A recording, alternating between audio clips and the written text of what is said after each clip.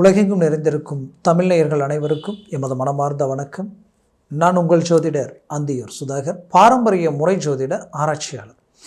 இன்று நாம் காணக்கூடிய தலைப்பு மீனராசி அன்பர்களுக்கு செப்டம்பர் மாதத்தில் இருக்கக்கூடிய கிரக அமைவுகள் எப்பேற்பட்ட பலனை தரப்போகுதுன்றது இந்த காணொலியில் தெளிவாக விவரமாக நம்ம பார்க்கலாம். நம்ம சேனலை சப்ஸ்கிரைப் பண்ணாதவங்க பண்ணிக்கோங்க, பெல் பட்டனை கிளிக் பண்ணி ஆல் ஆப்ஷனை கொடுத்துக்குங்க. அப்போ தான் அடுத்தடுத்து காணொலிகள் உங்களை உடனடியாக வந்து அடையும். மீனராசி அன்பர்களே, குரு பகவானின் ஆதிக்கத்தில் பிறந்தவங்க, நற்குணம் படைத்தவங்க, எதுலேயுமே இப்படி தான் வாழணும், இப்படி தான் இருக்கணும்னு ஒரு கணக்கு போட்டு வாழுவீங்க. பாசத்துக்கு கட்டுப்பட்டவங்க, இலகிய மனது. வாழ்க்கையில் எல்லாரும் நம்பாமல் கெட்டு போயிட்டாங்கன்னு சொல்லுவாங்க. உங்கள் விஷயத்தில் நீங்கள் நம்பி ஏமாந்தீங்கன்னு சொல்லலாம். அப்படி எல்லாத்தையும் கடந்து வந்து இன்றைக்கி உங்களுடைய நிலை எப்படி இருக்குன்னா, உங்களை மாதிரி இருந்தவங்களும் இல்லை, இப்போ உங்களை மாதிரியான சிரமங்களை சந்தித்தவங்களும் இல்லை. அந்த அளவுக்கு மன அழுத்தங்களில் இருக்கிறீங்க. ஒவ்வொரு முயற்சியும் ஏதோ ஒரு விதத்தில் ட்ராப் ஆகிட்டே இருக்குது. இனம் புரியாத சிக்கல்கள், நெருக்கடிகள் கொஞ்ச காலமாகவே உங்களை சூழ்ந்து நிற்குது. ஒரு மனுஷன் இழக்கலாம், இழப்புன்றது ஒருத்தருக்கு இருக்கலாம், ஆனால் இழப்புகள் இருக்கக்கூடாது. நிறைய இழப்புகளையும் கடந்து வந்துட்டீங்க. உங்களுக்கு வேண்டியவங்களையும் இழந்தீங்க, எத்தனையோ விஷயங்களை கடந்து வந்தீங்க. ஆனால் இங்கே பிரச்சனை என்னென்னா, உங்களுடைய முயற்சிகளில் முழுமையான சக்ஸஸ் இல்லை. உங்களுக்கு கிடைக்க வேண்டியது, உங்களுக்கு நடக்க வேண்டிய அந்த சக்ஸஸ் ஏதோ ஒரு விதத்தில் ட்ராப் ஆகி சம்மந்தமே இல்லாதவங்க தட்டி பறிச்சுட்டு போகக்கூடிய நிலைகள் எல்லாமே கடந்த காலகட்டங்களில் கடந்து வந்த உங்களுக்கு இப்போது இந்த செப்டம்பர் மாதத்தில் கிரக அமைவுகள் ரொம்ப ஸ்ட்ராங்காக இருக்குது. ஏன் சொல்ல வரேன்னா, ஒரு பக்கம் தொழில் ரீதியில் பாதிக்கப்பட்டீங்க, வேலையில் நெருக்கடிகளை சந்திச்சிங்க, குடும்ப ரீதியில் பல்வேறு விதமான இன்னல்களை அடைஞ்சிங்க. எவ்வளோ ரிஸ்க் எடுத்தாலும் இங்கே யாரையும் திருப்திப்படுத்த முடியல. என்ன செய்ய போனாலும் கடைசியில் அது உங்களுக்கே ரிவர்ஸ் ஆகுது. மொத்தத்தில் நல்லது செய்தும் பாவின்ற பட்டத்தை கட்டி நிற்கக்கூடிய நிலைமைக்கு இப்போ நீங்கள் ஆளாயிட்டீங்க. அப்போது இந்த சூழலில் இருந்து ஒரு ரிலீஃப் கிடைக்கிறதுக்கு உண்டான ஒரு அமைப்புகள், லைஃப்பில் ஒரு ரீஎன்ட்ரி கொடுக்கணுன்ற ஒரு வெறியில் இருக்கிறீங்க. உங்களுக்கு உண்டான வாய்ப்பு கிடைச்சா போதும்னு நினச்ச உங்களுக்கு செப்டம்பர் மாதத்தில் கணக்கெடுத்து பார்த்தீங்கன்னா, உங்களுடைய ராசிக்கு 4ஆம் வீட்டில் தனஸ்தானாதிபதியும் பாக்யாதிபதியும் நிற்கிறார். யார்? செவ்வாய் பகவான். இந்த மாதம் முழுவதும் அந்த செவ்வாய் பகவான் அதே இடத்துல தான் இருக்க போகிறார். ஒன்று தனஸ்தானமும் பாக்கியமும், 4ஆம் வீடுன்றது சுகஸ்தானம், ஒரு மனிதனுடைய அந்தஸ்து மரியாதைக்குரிய இடம். இப்போது 4ஆம் வீட்டில் செவ்வாய் உட்காரும் பொழுதே உங்களுக்கு என்ன நடக்கும்னா, ஆட்டோமேட்டிக்காகவே தனம், செல்வம், செல்வாக்கு பெறும். இது ஒரு டாப் பொசிஷனில் வேலை செய்யும். ஒன்று. அடுத்தது பாக்யாதிபதியும் அதே இடத்துல போய் நிற்கிறார். அப்போ பாக்யாதிபதி அந்த இடத்துல நிற்கும் பொழுது ஆல்ரெடி தனஸ்தானத்தினால உங்களுக்கு நடக்கிறதுன்னா, இத்தனை நாளாக குடுக்கல் வாங்கல் ரீதியில் உங்கள் மதிப்பு மரியாதையை காப்பாற்றிக்க, உங்களுடைய நாணய நம்பிக்கையத்தை காப்பாற்ற, எங்கெங்கே வாங்கக்கூடாது, எவ்வளோக்கு வாங்கக்கூடாது எல்லாத்தையும் மேனேஜ்மெண்ட் பண்ணி வாங்குகிற இடத்துலையும் கொடுக்குற இடத்துல எல்லாம் மேனேஜ்மெண்ட் பண்ணுறீங்க. ஆனால் கடன் இங்கே தீரலை, அதிகம் தான் ஆகிட்டுருக்கு. பயம் உருவாயிட்ருக்கு. எங்கே நம்ம அந்தஸ்து மரியாதை ஏதோ ஒரு விதத்தில் ட்ராப் ஆகிடுமோ? ஒவ்வொருத்தருக்கும் ஒவ்வொரு விதத்தில் இருக்குது. உங்களுக்கு இந்த விதத்தில் இருக்குது, இன்னும் சிலருக்கு தான் பெற்ற பிள்ளைகள், தன் குடும்பம், தன் விரலே தன் கண்ணை குத்துருமோ அப்படின்ற அளவுக்கெல்லாம் குழப்பங்கள். அப்போது இந்த நிலையில் ஒரு மாற்றங்கள் வேணும்னா இந்த குடும்பஸ்தானம் பலம் பெறணும். அப்போ குடும்பஸ்தானம் பலம் பெற்றுச்சு, தனஸ்தானமும் பலம் பெற்றுச்சு. அப்போது குடும்ப ரீதியில் இருக்கக்கூடிய சிக்கல் தீரப்போகுது. தனஸ்தானம் தனம், செல்வம் வரப்போகுது. அப்போ உங்களுடைய வரவு செலவு, கடன் சுமைகள் எல்லாமே தீரப்போகுது. ஏதோ ஒரு விதத்தில் இந்த நன்மைகள் உங்களுக்கு நடக்க போகுது. ஒன்று, உங்களுடைய தொழில் சார்ந்த ரீதியில் டாப் பொசிஷனில் ஒரு வளர்ச்சி கிடைக்கும். அந்த வளர்ச்சி மாபெரும் யோகத்தை உண்டாக்கிடும். ஏன் இது இவ்வளோ ஸ்ட்ராங்காக உங்களுக்கு சொல்கிறேன்னா, உங்களுடைய லாபஸ்தானத்தை குரு பார்க்குறார், உங்களுடைய ராசியினுடைய அதிபதி. அப்போ லாபம் பெருக்க போகுது. தொழிலில் நீங்கள் பட்ட கஷ்டங்களிலிருந்து மீண்டு வெளியில் வந்து ஒரு நல்ல இலக்கு அடைய போகிறீங்க. அடுத்தது வேலையில் மாபெரும் மாற்றங்கள் உண்டாக போகுது. இத்தனை நாள் மன உளைச்சலோட செய்யாத தவறுகளுக்கு பாதிக்கப்பட்டு பல்வேறு விதமான இடைஞ்சல்கள், சிக்கல்கள், அந்த சிக்கல்களால் உங்களுக்கு கிடைக்கக்கூடிய ப்ரமோஷன் கூட கிடைக்காத அளவுக்கு பாதிப்புகளில் சூழ்ந்து நின்னீங்க. அந்த நிலைகளில் இருந்து மீண்டும் ஒரு ரீஎன்ட்ரி கொடுக்கக்கூடிய ஒரு தருணமாக இது இருக்க போகுது. அதற்குரிய முயற்சிகளை இப்போ ஸ்ட்ராங் பண்ணுங்க. வேலையில் நல்ல மாற்றங்கள் கிடைக்க போகுது. அந்த வேலையில் உங்களுக்கு ஒரு நல்ல மாறுதல்களும் கிடைக்க போகுது. அது மட்டும் இல்லாமல் உங்களுக்கு வேலையே கிடைக்கலன்னு நினச்சிங்கன்னா அந்த வேலை கிடைக்க போகுது. ஏன் இவ்வளோ வேலையினுடைய சார்ந்த இடத்தை பற்றி சொல்கிறேன்னா, அந்த குரு பகவானுடைய பார்வை லாபஸ்தானத்தில் விழுறதுனால தான். அதே போல் இந்த இடத்துல குறிப்பாக பார்த்தீங்கன்னா, உங்களுக்கு 4ஆம் இடத்துல பாக்யாதிபதியுமே பலம் பெறார். உங்களுக்குரிய பாக்கியங்கள் எல்லாமே பலம் பெற போகுது. என்னென்னா, ஒன்று, உங்களுடைய பிள்ளைகளுடைய வாழ்க்கையினுடைய அமைப்புகள், அவங்களுக்கு திருமண மேன்மைகள் நடக்கலைன்னு நினச்சிங்கன்னா நடக்க போகுது. அடுத்தது, வேலை சார்ந்த வாய்ப்புகள் கிடைக்கலன்ற வருத்தத்தில் இருந்தீங்கன்னா கிடைக்க போகுது. இன்னொன்றும் சொல்லணுன்னா, அவங்கள் ஒரு பிஸ்னஸை தொடங்கி அதில் நிறைய பிரச்சனைகளை சந்தித்து லாஸ் ஆகிட்டாங்க. அதில் ஏதாவது மாற்றங்கள் கிடைச்சி அவங்க ரிலீஃப் ஆகணும். சிலரெல்லாம் கோர்ட்டு கேஸு பிரச்சனை வரைக்குமே சிவில் வரைக்கும் பாதிக்கப்பட்டிருப்பீங்க. அதிலிருந்து மீண்டு வெளியில் வரக்கூடிய ஒரு தருணமாக இந்த காலகட்டங்கள் உங்களுக்கு அமையப்போகுது.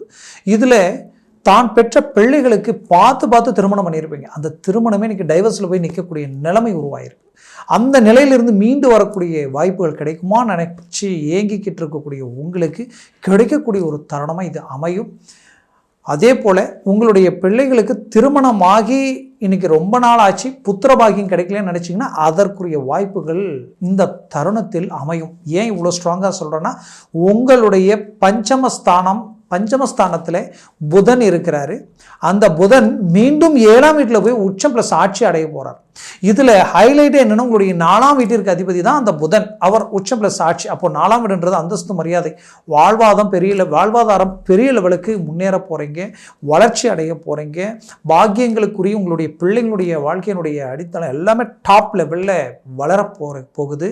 அவங்களுடைய கல்வி ரீதியில் மேன்மை, ஆரோக்கிய ரீதியில் மேன்மை உண்டாக போகுது. குறிப்பாக கணவன் மனைவிக்குள்ளே இருக்கக்கூடிய மிஸ் அண்டர்ஸ்டாண்டிங்கால் குடும்பமே பிரிஞ்சு நீங்கள் டைவர்ஸ் வரைக்கும் போகக்கூடிய அளவுக்கெல்லாம் சில பாதிப்புகளை சந்திச்சவங்க மீண்டும் ஒன்றிணைந்து வாழக்கூடிய தருணமாக இது உங்களுக்கு அமையும்.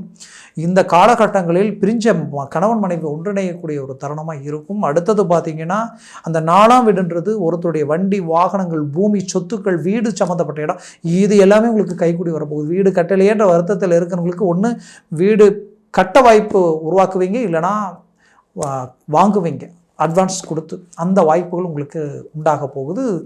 இதில் குறிப்பாக சொல்லணுன்னா, இந்த மீனராசி அன்பர்களுக்கு தயவுசெய்து 3 ஆப்ஷனில் ஒன்று வீடு கட்ட வாய்ப்புகள் கிடைச்சாலும் பண்ணிக்கோங்க, பூமி வாங்க வாய்ப்புகள் கிடைச்சாலும் பண்ணிக்கோங்க.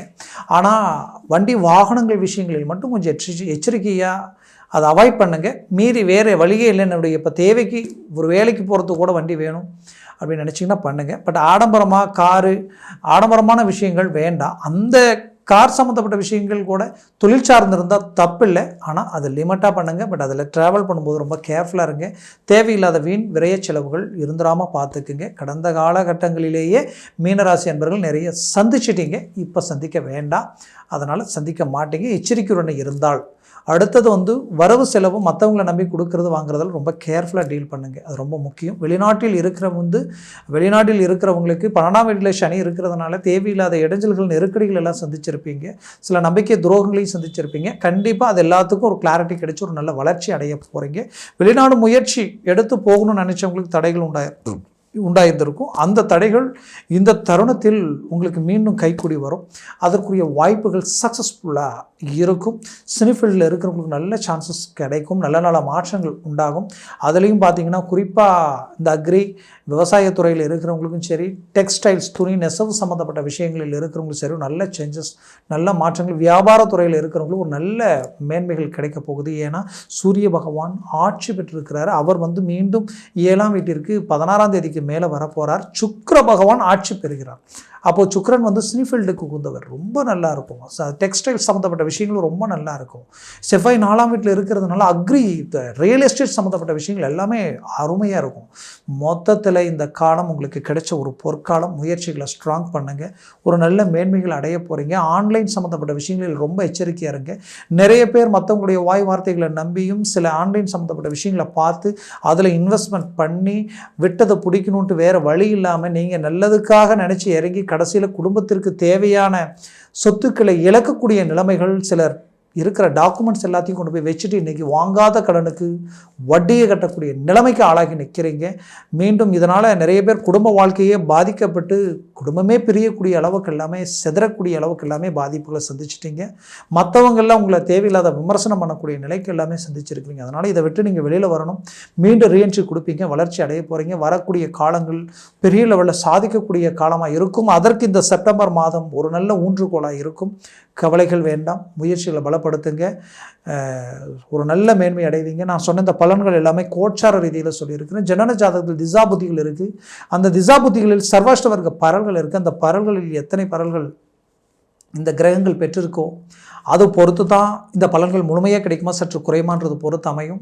ஒரு 3க்கு மேலே இருந்துட்டால் டாப் லெவலில் இருப்பீங்க, பெரிய லெவலில் சக்ஸஸ் அடைவீங்க. 7 இருந்துட்டால் திடீர் அதிர்ஷ்டமே அடிக்கும். அதே 3க்கு கீழே வந்துட்டால் அப்படியே நெகட்டிவாக வேலை செய்யும். அதனால் ஜாதகத்தை பார்த்து ஒரு முடிவு எடுக்கிறது நல்லது. பார்க்கணும்னு நினச்சா கீழே இருக்கக்கூடிய காண்டாக்ட் நம்பருக்கு கால் பண்ணி முன்பதிவு செய்து வாட்ஸ்அப் மூலமாக முன்பதிவு செய்து அனுப்பி தெளிவாக கேட்டு தெரிஞ்சு அதை சார்ந்த முயற்சிகள் எடுங்க. நல்ல மேன்மைகள் அடைவீங்க. ஆக மீனராசி அன்பர்களின் வாழ்க்கை வளமாக அமைந்திட எமது மனமார்ந்த வாழ்த்துக்கள். நன்றி, வணக்கம். மீண்டும் சந்திக்கலாம்.